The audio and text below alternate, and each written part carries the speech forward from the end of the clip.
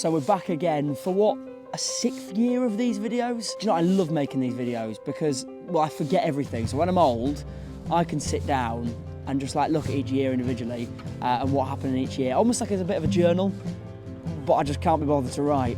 I genuinely can't believe where this year has gone. It felt as though the start of this year like dragged quite a bit, but then all of a sudden the second half of this year has just flown by. But I'll get on to why it dragged later. So how about we start where we always start these videos, in January. It makes the most sense. Not a lot really happened.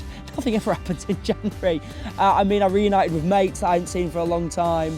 And I put my career at the focal point of this year, and it's something that I started with in January. I really tried to work towards. In February, the podcast with me and Lil's dropped that we filmed at the back end of last year.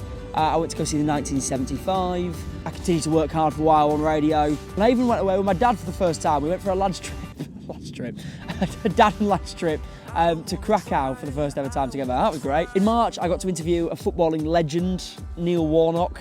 I mean, it was a great interview. He just wasn't a fan of my hair. Yeah. Thank you. Just so we can get it on socials. Make sure your hair's all right. Yeah, I'm going to say, I'm just sorting it out. Make sure. Come and have a look at his hair, love. Sharon's here. His hair's all of it, show here, like a young man. And he's touching it as if he's making it perfect. I also filmed some amazing content with Gymshark in March, which I'll get onto later when it's released. April, again, not a lot really happened. It was a bit of a wholesome month. I got to return to a company that I worked for when I first made these videos back in 2019, NIBEP. It was their 30th birthday and they asked me to come back and do a bit of a talk about how NIBEP helped me. And yeah, I think that's one of my prouder moments of the year, actually. It's not as big as some of the stuff that I've done in the past, but I just think in terms of growth from where I was to where I am now, it was nice. I enjoyed that. Now, start of the year is out the way. May is where it really started to ramp up and really I stopped feeling sorry for myself, to be quite honest with you. I ticked off bucket list moment number 1 of the year and saw the Northern Lights. It wasn't in Iceland, albeit it was at the White Horse. However, they were absolutely amazing, and I posted endless Instagram stories of them. Oh yeah, and then there was a small matter of going to Wembley and seeing United win the FA Cup. What a day that was. And I'm just going to leave about 40 seconds here to show you the funniest moment of the year that happened on that weekend.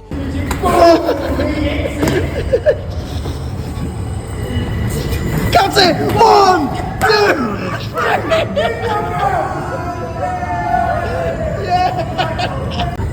Raise his hand, you need to raise his arm! Raise his arm!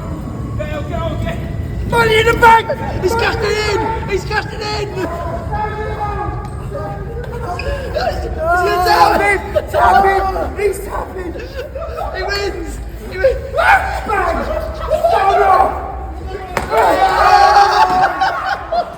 We did not know that man. That's why it was funny. The Gymshark video also dropped in May, which was just surreal. It was an amazing experience. You know, especially to work on a shoot of that size with 2 people that I'd watched on YouTube growing up, AJ Shabil and Stephen Tries. It was just, yeah, a really cool weekend. Then June might have just been the craziest year I think I've had in a long time. I worked for the MLB, hosting at the London series at the London Stadium, which was just amazing. My first big gig of the year, and yeah, what an experience that was. I had so much fun hosting the fan concourse with DJ Jamie Arn and DJ Wait, and the whole team at Event 360 were absolutely brilliant.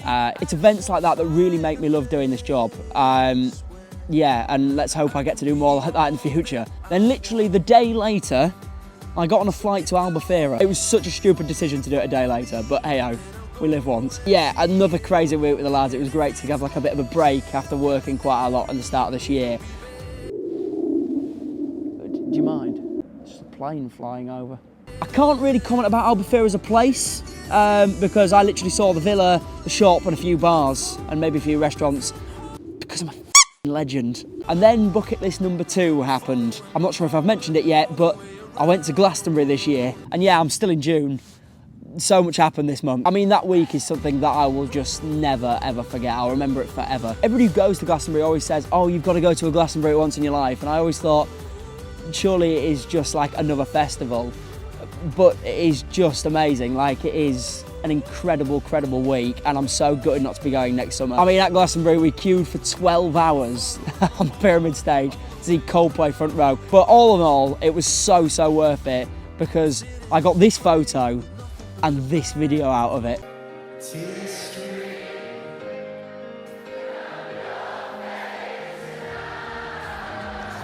yeah, overall, unreal week. If you haven't seen it, go watch the vlog. In July, I covered the election on Wire One Radio until about 8 AM in the morning. That was a long shift. A lot of energy drinks needed to get through that. I did my first gig for cancer research, and England made it to another European Championships final and bottled it again. August was slightly quieter. I spent a lot of time travelling about. I was in London a lot, seeing friends, in Manchester for the football. But I think it was the month that I needed just to, rest and reset a bit, because sometimes you need that, you need a bit of a break. September, we took a spontaneous trip to Italy with the family, and I may have bought too many Coldplay tickets. Is going 3 times a bit excessive? Probably. In October, I completed another achievement that I am extremely proud of.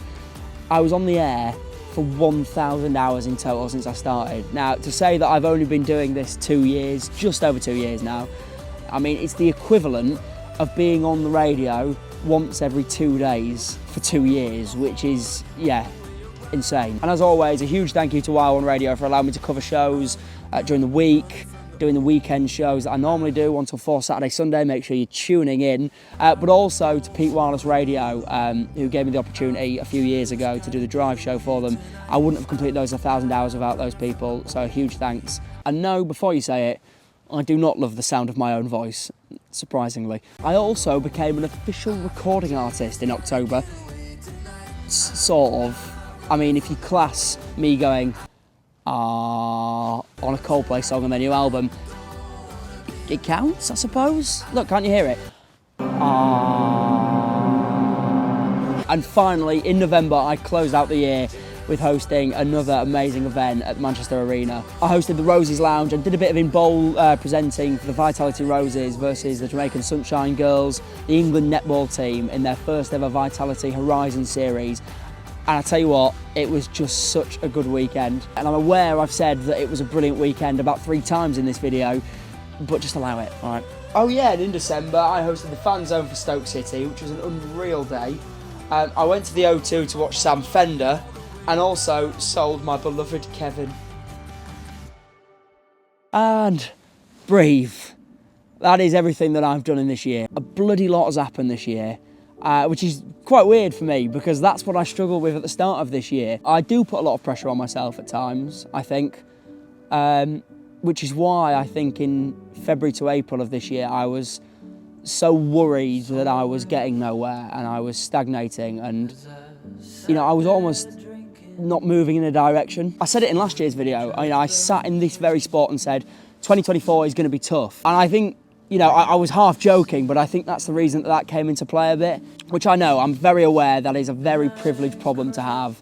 But at the start of this year, I had a few setbacks. I was struggling with certain things and I felt like I was getting nowhere. Pretty much all my mates were moving down to London for work and I was nowhere near it. I was worried that I was falling behind and people were moving quicker than I was. But I think the key thing that I've taken away from this year is that, things like that take time. Like, you have to be patient. What you want to achieve won't always come to you overnight and won't happen like that. And half the time, the things that you probably want, you're probably not even ready for yet. And I think that's the lesson that I've learned throughout most of this year. Something that I've worked really hard at in the second half of this year.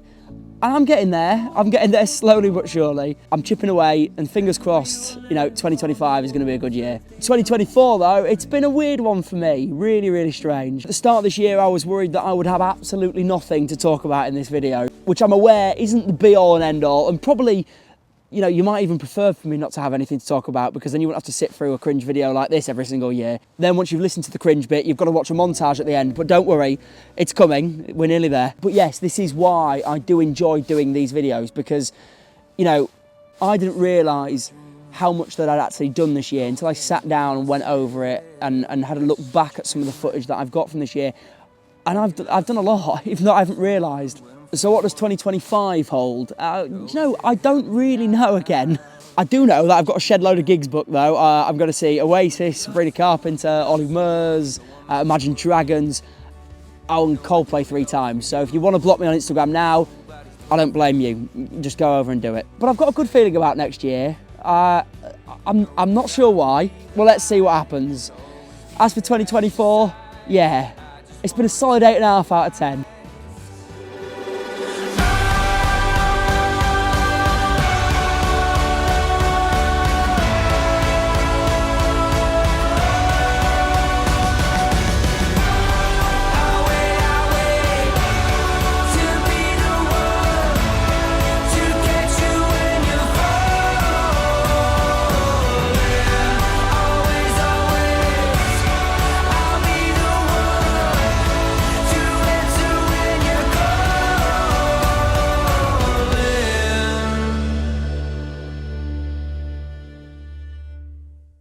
I need to start doing these videos inside.